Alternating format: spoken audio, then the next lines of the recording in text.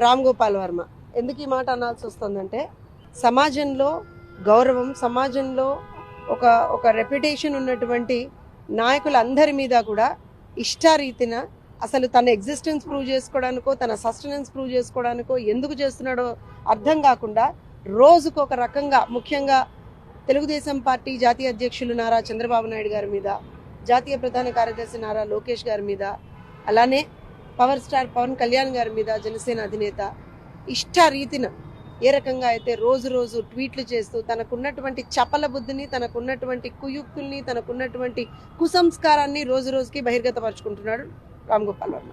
So ఖచ్చితంగా ఇవాళ ఇక్కడ మీరు చూస్తూ ఉన్నారు, ఇది అతని ట్విట్టర్ అకౌంట్లో అనుక్షణం కూడా అతను పోస్ట్ చేస్తున్నాడు. ఇది ఒకటి కావచ్చు, మార్ఫ్డ్ ఫోటోగ్రాఫ్స్, ఎక్కడికక్కడ morphed photographs, and also censor board ఇచ్చినటువంటి సర్టిఫికెట్ని కూడా ఈ రకంగా మార్ఫ్ చేసి నేను చూపించుకుంటాను అని చెప్పి తాను ఆ అనుక్షణం కూడా తనకున్నటువంటి ఆ ట్విట్టర్ సోషల్ మీడియా సాక్షిగా రోజు రోజు ఇలాంటి పిచ్చి పనులు చేస్తూ ఉన్నాడు. సో నాకు తెలిసి ఏదో ఒక రకమైనటువంటి మానసిక రోగంతో బాధపడుతున్నటువంటి రామ్ గోపాల్ వర్మ గారి మీద ఖచ్చితంగా యాక్షన్ తీసుకోవాలని చెప్పి ఇవాళ ఇక్కడ కమిషనర్ ఆఫ్ పోలీస్ గారికి వచ్చి మేము వినతి పత్రం ఇవ్వడం జరిగింది. ఎందుకనంటే రామ్ గోపాల్ వర్మ అనేటువంటి వ్యక్తి ఇవాళ రోజున ఒక మ్యాలిషియస్ ఇంటెన్షన్ తోటి మా నాయకులకు ఉన్నటువంటి ఒక గౌరవాన్ని, ఆ గౌరవ మర్యాదలకి భంగం కలిగించేటువంటి విధంగా, అలానే ఒక క్రిమినల్ కాన్స్పిరసీ తోటి, అంటే ఏదో ఆషామాషి వ్యవహారాలుగా ఇతను ఏదో చేస్తున్నాడని అనుకోవడానికి లేదు. దీని వెనక ఎవరో పెద్దవాడే ఉండి దాన్ని ఎక్కడికక్కడ ఫండ్ చేస్తూ వెళ్తున్నాడు అనేటువంటి కూడా స్పష్టం. ఇతను ఇలాంటి చేష్టల వల్ల రాష్ట్రంలో, అక్కడ ఆంధ్రప్రదేశ్లో కావచ్చు, ఇటు చంద్రబాబు నాయుడు గారి అభిమానులకు కావచ్చు, పవన్ కళ్యాణ్ గారి అభిమానులకు కావచ్చు, నారా లోకేష్ గారి అభిమానులకు కావచ్చు, అందరికీ కూడా ఇబ్బంది కలుగుతూ ఉంది.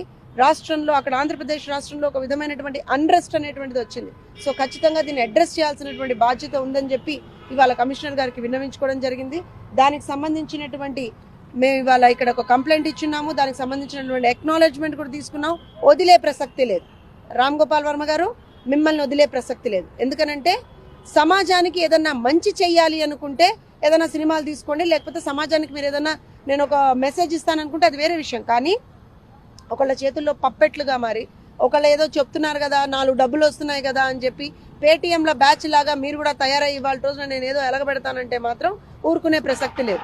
చంద్రబాబు నాయుడు గారి అభిమానులుగా, నారా లోకేష్ గారి అభిమానులుగా, పవన్ కళ్యాణ్ గారి అభిమానులుగా, మంచిని అభిమానించేటువంటి అభిమానులుగా, సంస్కారాన్ని అభిమానించేటువంటి అభిమానులుగా ఎవ్వరం కూడా నోరు మూసుకునేటువంటి పరిస్థితి లేదు. ఇలాంటివే మీరు కంటిన్యూ చేస్తూ ఉంటే మాత్రం ఖచ్చితంగా you will have to go behind the bars, no doubt about that. And we have highest confidence on Telangana police అండి. ఇప్పుడు చాలా సందర్భాల్లో మేము మొన్న సార్కి సంబంధించి ఒక రాంగ్ అండ్ ఫేక్ లెటర్ని వాళ్ళు సర్క్యులేట్ చేసినప్పుడు కూడా తెలంగాణ పోలీసులు చాలా సమర్థవంతంగా దాన్ని తిప్పికొట్టారు. ఎవరు ఏం చేస్తున్నారు అనేటువంటిది ఇమ్మీడియట్గా ఆ కంప్లైంట్ మీద వాళ్ళు యాక్ట్ చేస్తున్నారు. So we expect Telangana police to act very very strong in this particular case also. And ఖచ్చితంగా రామ్ గోపాల్ వర్మ గారి మీద ఒక స్ట్రాంగ్ యాక్షన్ తీసుకుంటారనే మేము భావిస్తా ఉన్నాము. కమిషనర్ గారు కూడా రేపు పొద్దున మళ్ళీ కలవమని చెప్పారు.